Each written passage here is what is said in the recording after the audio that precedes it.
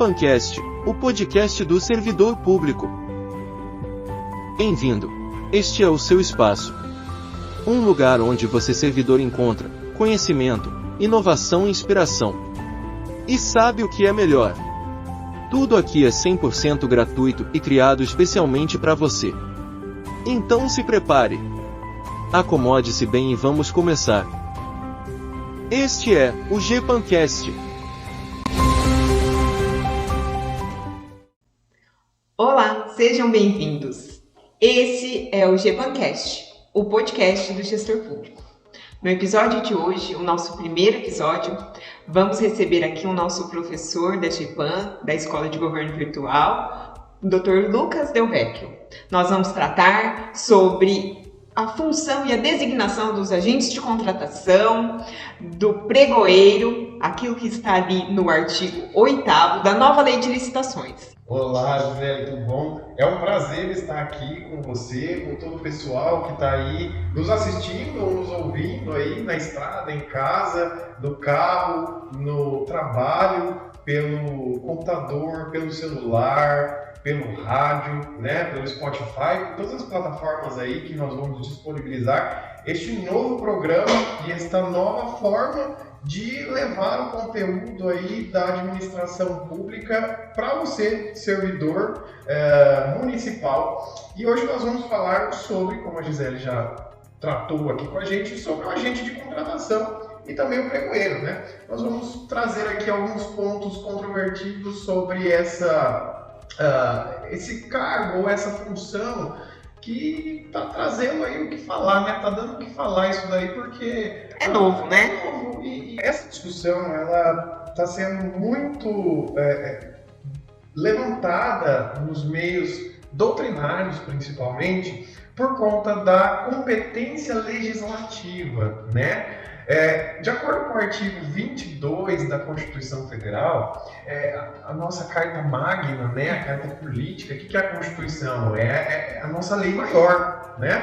Então, todas as outras leis que vêm em seguida da Constituição, elas têm que respeitar as disposições que estão estabelecidas na Constituição.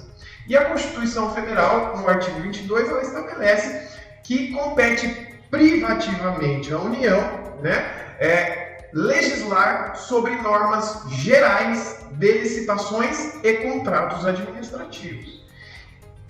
Isso nos leva a perceber a seguinte questão: se compete privativamente à União legislar sobre normas gerais de licitação, quer dizer que a União não pode se intrometer na competência administrativa dos demais órgãos dos entes federados. Quem são os demais entes federados?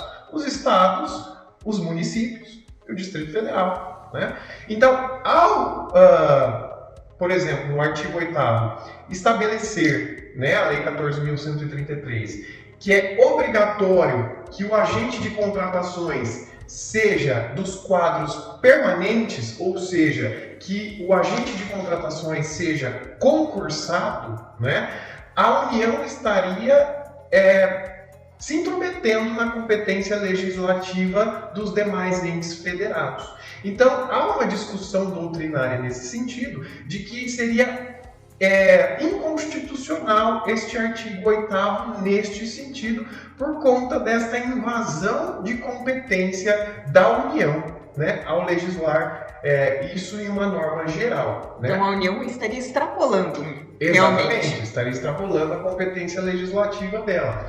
E aí muitos doutrinadores dizem que é uma questão de tempo para que esse artigo 8º, essa obrigatoriedade de que o agente de contratações seja dos quadros permanentes da administração caia, né? Então pode ser que em breve a administração possa legislar autonomamente e que ela possa contratar da forma que ela bem entender o agente de contratação dela. Até porque nós temos pequenos municípios, né, que Exatamente. poderiam não conseguir, né, fazer essa contratação dentro do quadro permanente, né? Exato. Então, são particularidades, especialidades que às vezes causaria algum transtorno ali, né? Perfeito. Exatamente. Certo? Agora nós encerramos então a primeira parte do nosso podcast. Espero que vocês estejam gostando e logo mais a gente retorna.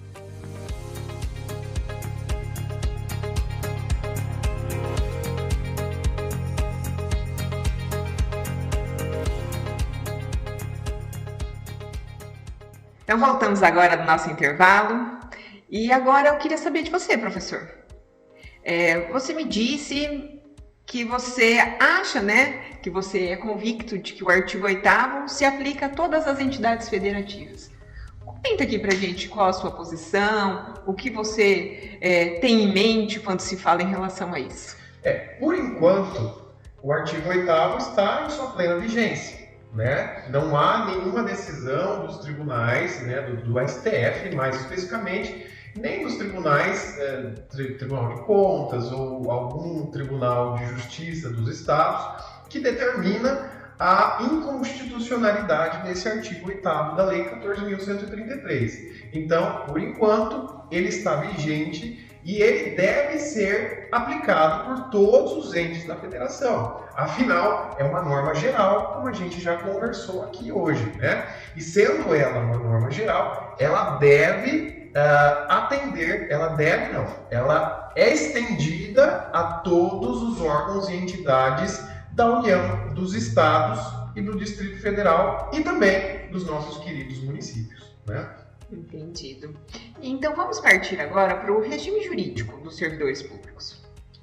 Com base na Constituição Federal, se aplica a toda a administração pública, independente da esfera? Independente da esfera, tá? Vai se aplicar o artigo 8º, tá? Então, você, né, que está com dúvida, se você pode fazer o seu decreto ou a sua portaria, fazendo nomeação de agente de contratação, de cargo comissionado, né, cargo confiança, aquele cargo que não é dos quadros permanentes da administração pública. Não pode, ok? Por enquanto, você não pode. O que você pode fazer ou você abre um concurso para a contratação específica de agente público, ou você pega já um servidor efetivo do seu quadro permanente e o nomeia como agente de contratações ou pregoeiro, ok? Mas, por enquanto, não pode você legislar em contrário à norma geral. Tudo bem? Então, é incompatível. Por enquanto, ainda vamos seguir a legislação geral. Exatamente. Então, tá bom. Vamos, então, agora entrar na questão da cultura administrativa eficiente. A Lei 14.133, de 2021, que era para já estar em vigor, né? Ela já está em vigor, né? Mas já era para ser a única em vigor, né? Ela tem a função, né? Busca promover essa gestão mais eficiente das contratações públicas. O que você tem a nos dizer sobre isso? A Lei 14.103, ela está trazendo uma nova cara para a administração pública. Todo mundo consegue ver isso nitidamente, né? Porque nós saímos lá de 1500 com a colonização de uma administração pública patrimonialista, onde só quem participava dos assuntos do governo era aqueles que eram nomeados, né? Era o famoso QI, que indica, né? Depois nós passamos por uma administração pública burocrática, que nós vimos com a Lei 8666, que era extremamente técnica, pesada, e que nós não conseguíamos sair muito do que a lei estabelecia. Nós estávamos debaixo de uma rédea mesmo, exatamente para quebrar essa questão do patrimonialismo. E agora, quando nós já estamos caminhando para uma sociedade mais consciente, nós conseguimos sair um pouco dessa burocracia e passar por uma administração pública mais gerencialista. O que é essa administração pública gerencialista? É uma melhora dessa burocracia. A burocracia ela não deixa de existir porque ela é muito importante, mas nós passamos por uma facilitação da burocracia. Então a Lei 14.103, se a gente for ver, ela é muito mais genérica do que a Lei 8666. Ela deixa muito mais pontos abertos para que você, gestor público, legisle sobre aquele determinado assunto e traga a licitação para a realidade do teu município. Porque se você for pegar as normas da União, que regulamentam e que estabelecem a estrutura da licitação para a União não tem nada a ver com a estrutura de licitação do teu município. Você tem que pensar que nós vivemos num país de 200 milhões de habitantes e que o teu município às vezes pode ter 5, 10, 15, 20 mil habitantes. E não tem nada a ver uma coisa com a outra. Então você precisa legislar para que você possa trazer essa ideia do gerencialismo, para que você possa trazer essa ideia da facilitação que a Lei 14.133 está querendo instituir na administração pública, além da modernização que vem com esses processos eletrônicos aí, né? A tecnologia atrelada ao conhecimento, à facilidade, né?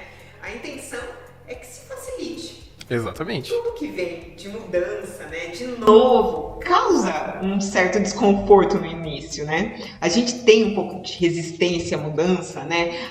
Aquela síndrome de Gabriela, né? Eu nasci assim, eu cresci assim e foi sempre assim. Aqui no departamento de licitação as coisas funcionam porque a gente sempre faz do mesmo jeito, mas a lei tá aí. Né? A gente vai ter que se adaptar, vai ter que mudar, vai ter que trazer a tecnologia para dentro da administração pública agora de vez, né? Nós já tivemos agora esse boom tecnológico que a própria pandemia trouxe, né? Nos condicionou e nos forçou a trazer a tecnologia para nós.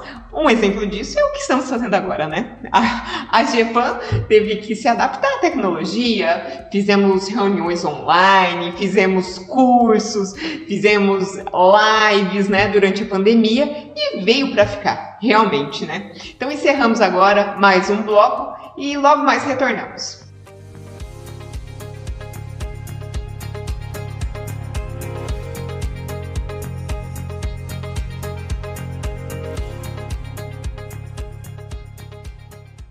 Então vamos lá, vamos iniciar agora a nossa parte 3 e partimos logo mais para o nosso encerramento aqui, né? Aproveitar o nosso professor.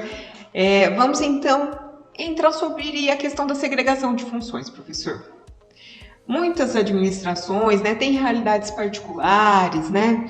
Tem suas especialidades ali, né? Como que os gestores podem lidar, então, com essa dificuldade de cumprir a regra contida no artigo 8º da nova lei? Bom, como eu havia dito já, agora há pouco, no último bloco, a realidade dos municípios de 5, 10, 15, 20 mil habitantes não é a mesma da administração pública federal com 200 milhões de habitantes, né? Então, a norma geral estabelecida pela Lei 14.133, ela é uma norma criada para a administração pública federal. Ela está dizendo assim, olha, o governo federal vai fazer assim. Agora você, município, estado, eu não sei a sua realidade. Então, cabe a você legislar como você fará a sua parte, né? Partindo desta premissa de que cabe ao ente federado legislar sobre a sua realidade em relação à licitação, falando do princípio da segregação de funções, que é cada um fazer a sua função dentro da administração pública e não você, servidor público do setor de compras e licitação, ficar acumulando um monte de funções que são de outros setores. Dou exemplo, fazer termo de referência, né? Acompanhar a execução contratual, fazer gestão de contrato, tudo isso são funções dos outros setores, né? Então, quando o setor de licitação ele abraça tudo isso para ele, ninguém anda. Porque o setor de licitações ele é o coração da prefeitura, né? Então, é necessário que isso seja observado de administração para administração. Quantos servidores você tem dentro do teu setor? Qual que é a disponibilidade desses servidores? Qual que é o nível de conhecimento desses servidores, né? A partir desse levantamento orgânico do teu setor, da tua prefeitura, você vai então saber como lidar com essa situação de nomear os teus agentes de contratação e os teus pregoeiros, né? Então aí você vai ou contratar novos personagens ou você vai nomear pessoas que já estão aí. Em relação ao princípio da segregação de funções, o que é isso? Você vai ter que fazer somente da seguinte forma dentro do teu setor. Você não pode, de forma alguma, nomear a mesma pessoa que será o agente de contratações para elaborar o edital daquela licitação. Não pode, tá? É a mesma coisa do pregoeiro fazer o edital do pregão.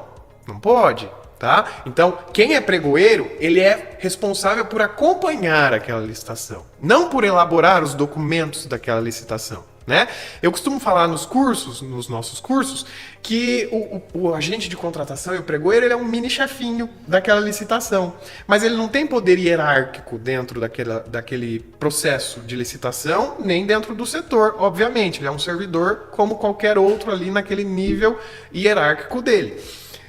Só que ele comanda aquele processo que ele está nomeado para acompanhar, né?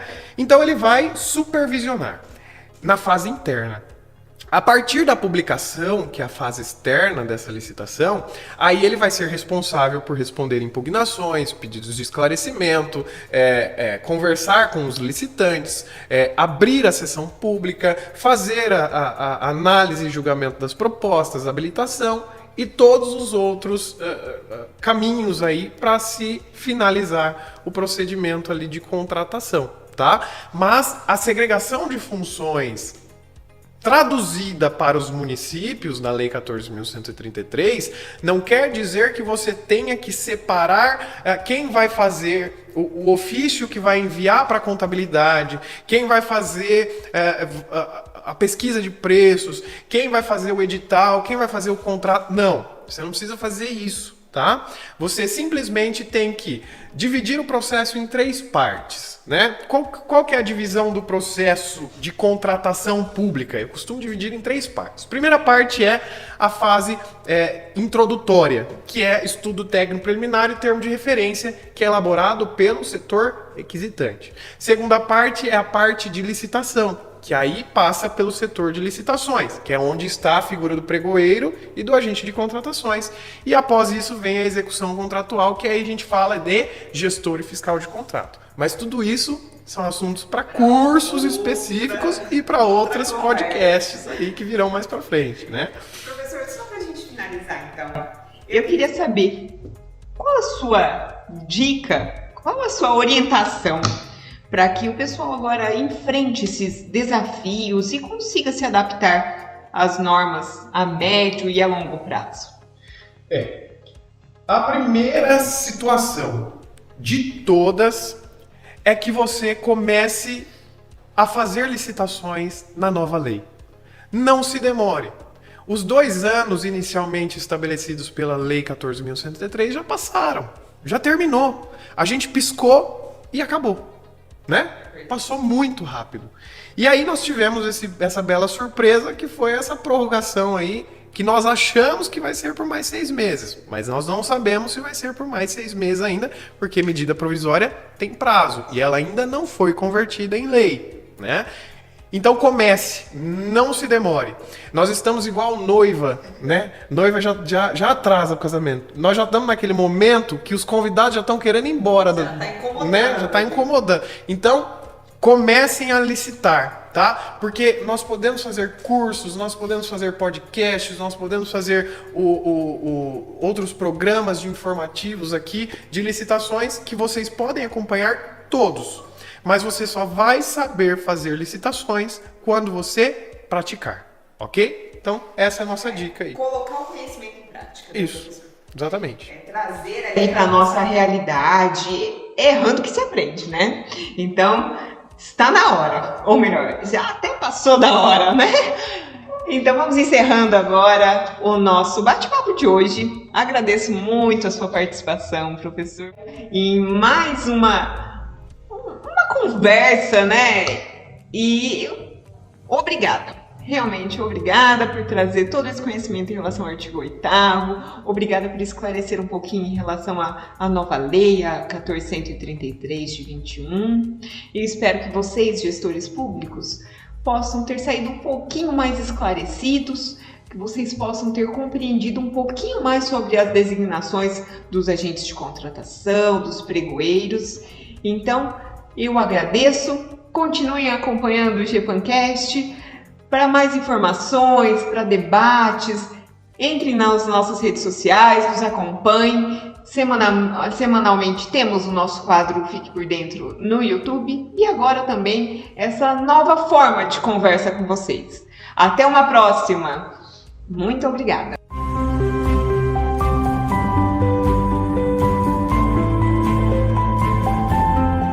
GPANcast, o podcast do servidor público.